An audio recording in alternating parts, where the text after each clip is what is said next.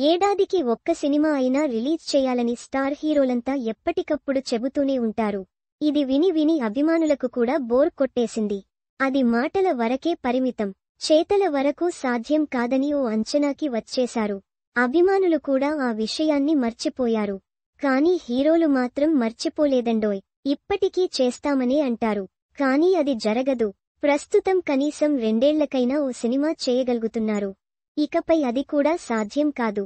వాళ్ల నుంచి సినిమాలు రిలీజ్ అవ్వాలంటే 2.5 ఏళ్లకు పైగానే సమయం పడుతుంది. ప్రస్తుతం హీరోలంతా పాన్ ఇండియా మోజులో ఉన్నారు. ఒక్క సినిమాతో అన్ని భాషల్లోనూ సత్తా చాటే ప్రణాళికతో ముందుకెళ్తున్నారు. ప్రభాస్, ఎన్టీఆర్, రామ్ చరణ్, బన్నీ, మహేష్ ఇలా ఫస్ట్ క్లాస్ హీరోలంతా ఇదే వ్యూహంతో ఉన్నారు. రిలీజ్ ఆలస్యమైనా పర్వాలేదు, హిట్ కంటెంట్ మాత్రమే అందించాలని దర్శక, నిర్మాతలకు అన్ని రకాలుగా సహకరిస్తున్నారు. అవసరమైతే 2 సినిమాలు వదులుకోవడానికి సిద్ధంగా ఉంటున్నారు.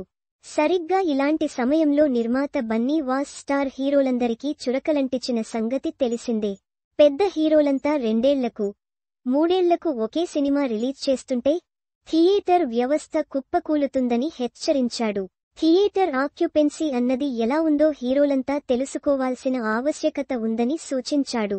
మరి ఈ వ్యాఖ్యల్ని ఎంతమంది పట్టించుకుంటారు అన్నది చూడాలి. ఇప్పటికే స్టార్ హీరోలంతా పారితోషికం తగ్గించుకోవాలనే డిమాండ్ ఉంది.